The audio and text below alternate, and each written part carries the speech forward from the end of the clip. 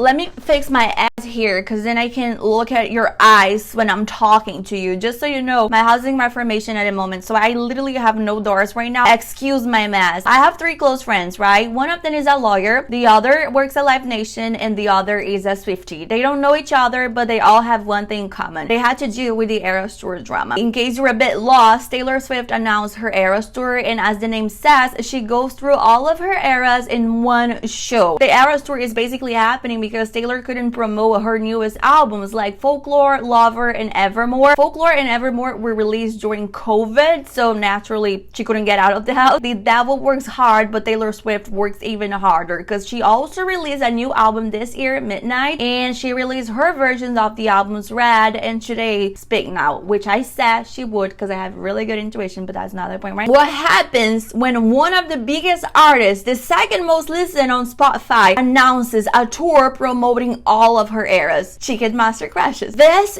story is so long. I know I'm kind of late on the topic, but it literally took me weeks researching everything that was going on. I talked to everyone in the industry that I could, people that works at Ticketmaster, people that are lawyers, people that are fans. I had to interview everyone to understand what was going on. They even created a law in Brazil because of Taylor Swift and the Eras Tour. So everything is long, yeah, but at the same time it's very interesting, and that's what I want to talk about today.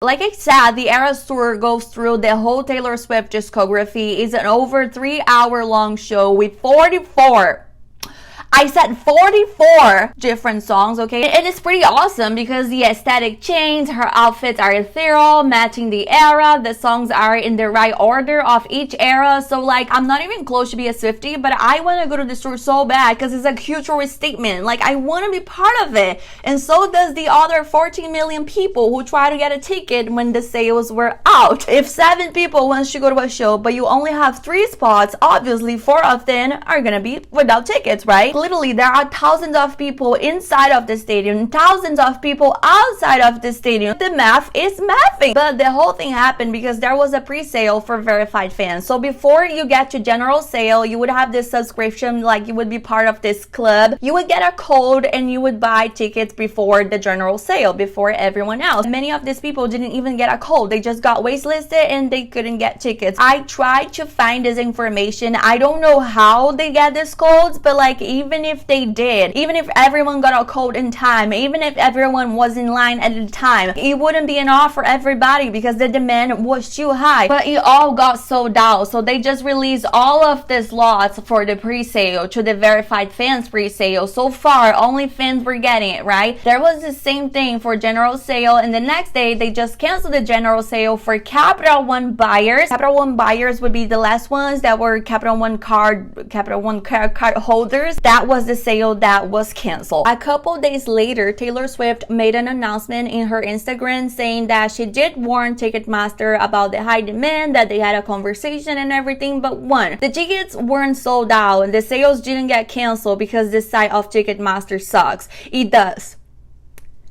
It does. But it got canceled because it was sold out. And also, how did this conversation happen? Like, was it clear enough? She is the woman who literally changed the American elections in a moment that the United States were very polarized. So we all were very aware that this could happen. So why did the fans took Ticketmaster to the court? Basically, an attorney was a Swiftie herself. She didn't get tickets. She went on TikTok and found people to support her, and then they sued Ticketmaster. They were alleging misrepresentation, manipulation, and saying that basically Ticketmaster is a monopoly. They also said that they waited over 6 hours to get a ticket. They were struggling with the fan registration, and they were complaining about how the prices were crazily high right after the sale, which means that people bought it and they were reselling it for a way higher. Okay, hold this information. This is where it gets complicated. One of the people who sued Ticketmaster, she had her card maxed out. She tried to check out 41 times. She didn't get any ticket, but her card was charged. So she had like over $14,000 in her credit card and no tickets. And like, girly, please, you do have to sue them for that. But the other people was kind of off. I saw this woman that she was really mad because she couldn't get tickets for her twins. And she was like, oh, I got in line 9:30 a.m. The tickets were on sale at 10, and at 10 I got kicked off because there was too many people. I'm like,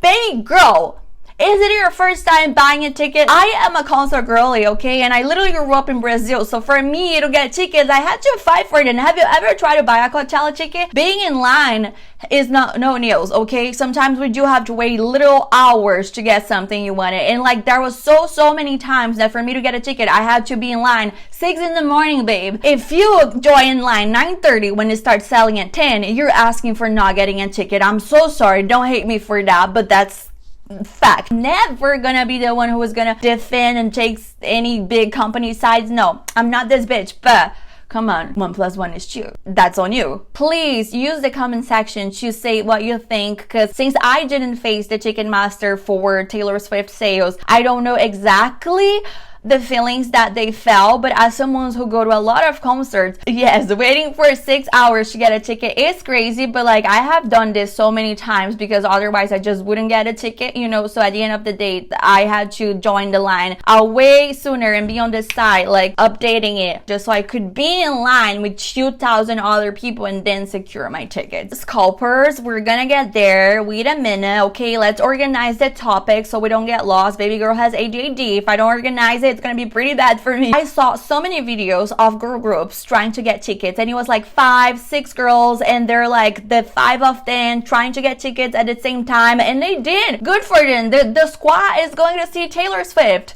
in 3 different cities because like they had a whole squad to buy tickets together. So like every person I know basically that got tickets for the Eras tour, they were doing it with friends, like they had a group and then everyone was trying at the same time. But like in this case, for example, it's not an isolated thing. First of all, it's a group of 5 people. There's already 5 tickets and nothing wrong with that, but like 3 shows, baby girl, the people who are getting the tickets are mostly the fans. They're not going to those concerts alone. And like, why do you have to go to 3 cities to see a show? I get it. I'm a fan myself of many things. I've already traveled to another country to see the bands I like. I don't think I would be that selfish, you know, if I knew that everyone is struggling to get tickets. Once I got my ticket for one show, I would be fine. Okay, we have scalpers, and again, we're gonna get there. Don't think I'm protecting them. I'm fucking not. I hate them, okay? I do. But they are not the only ones who are reselling those tickets for higher than it should be. I'm pretty sure that someone who got those tickets and can make it to the show for whatever reason, they're not selling it for the price that they bought. That's why it's a little bit hard to sue them when all those things are going on, because what is the argument? You know, like, okay, yeah, it's fucked up, but at the end of the day, it's kind of logic at the same time. Ticketmaster takes care of the venues, Live Nation takes care of the talents. They decided to get married and form a really big company. They are not responsible for all of the concerts in the United States, but they're responsible for 70% of them, which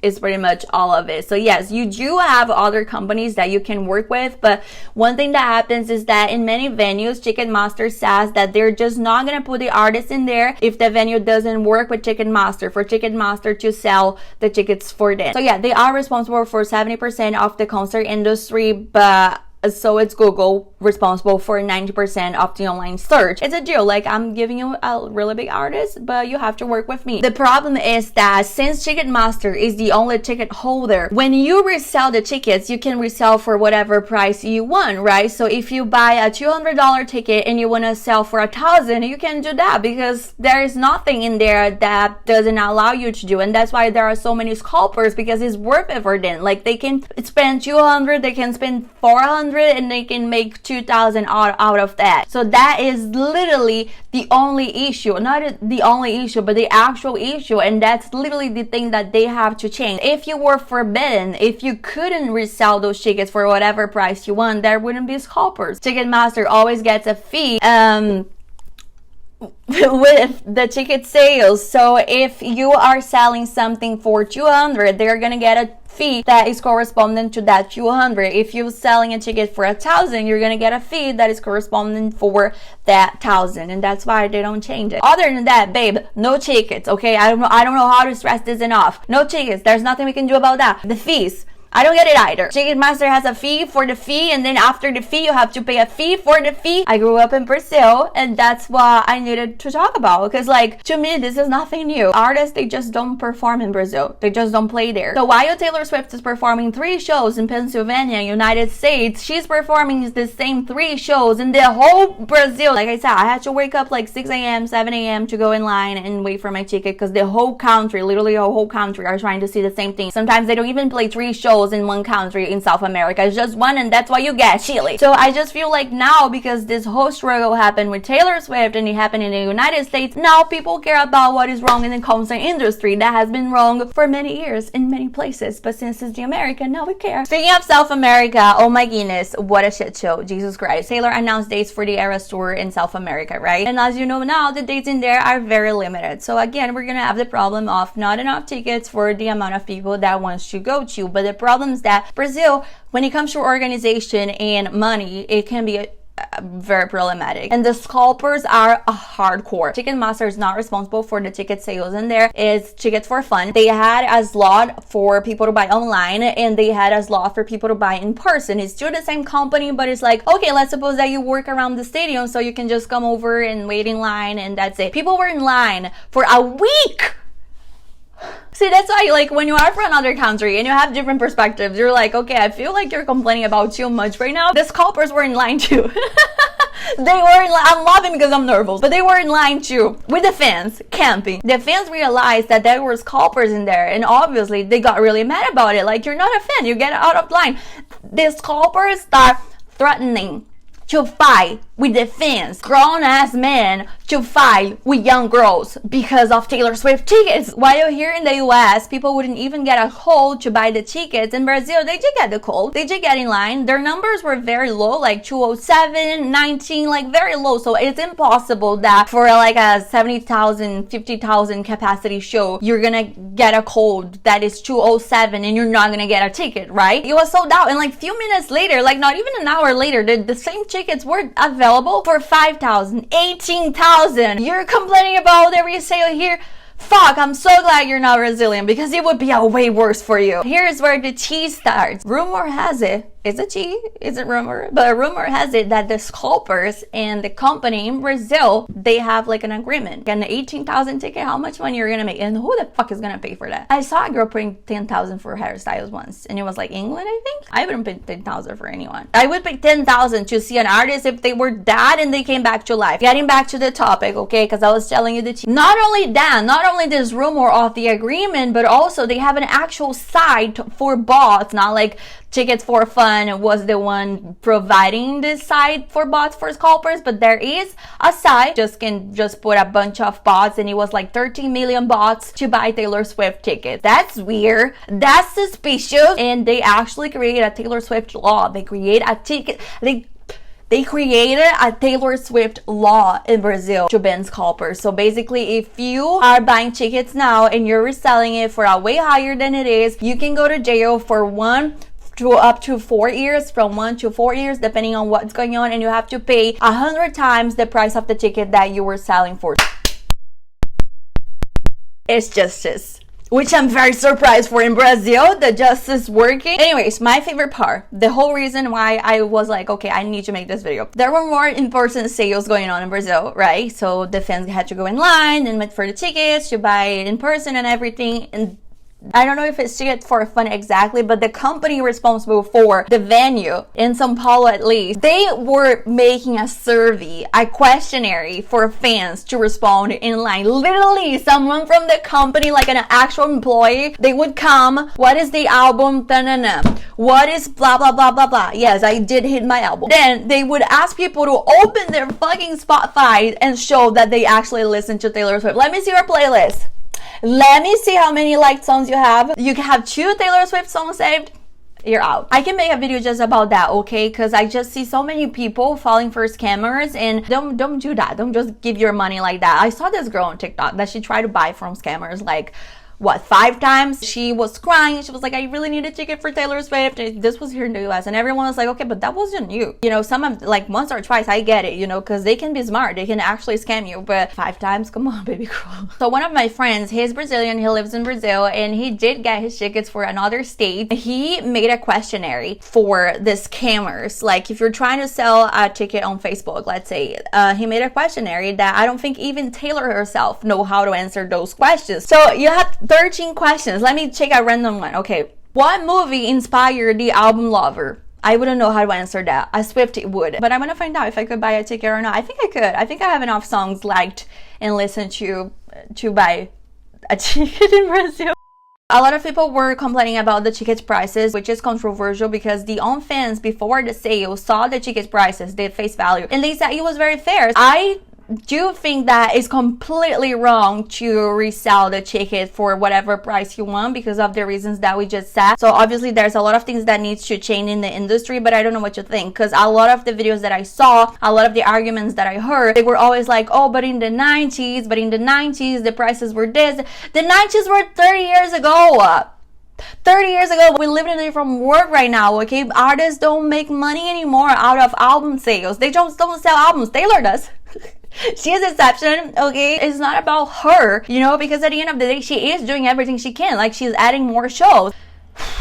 It turns out that at the end of the day, yes, I also think that buying tickets is unfortunately like a lottery. Red Hot Chili Peppers last year, when they dropped a new album, they made a show at the Fonda, like a small venue here in LA, and the fans were in line like ever since very, very, very early because you could only buy in person. The tickets were $20. That was the thing that Red Hot Chili Peppers wanted. The band wanted that. So I don't know exactly how it works for the other artists, and I asked this to my friends, but it's so fucking long and I need more information so I don't say shit here, you know, but I can make a video just about that as well. It's not fair to compare to the 90s, even though I go to concerts a lot. I would love if the concerts were cheaper, but they're not. Like I said, they just don't make money out of album sales anymore. They make money by touring. There are definitely some things that need to change in the industry, but overall, the situation here in the United States where the tour started, what it feels to me is that a lot of people are frustrated and sad because they couldn't get a ticket. I would be frustrated and sad as well, but they're looking for someone to blame. I'm never gonna be the one who's gonna protect or takes anyone's sides, and again, I'm not taking anyone's sides. I'm just being logical. I'm a Libra rising. I have to present both sides. Yeah, it's unfair. It's like a lottery, but when you are from a third world country, things were always unfair.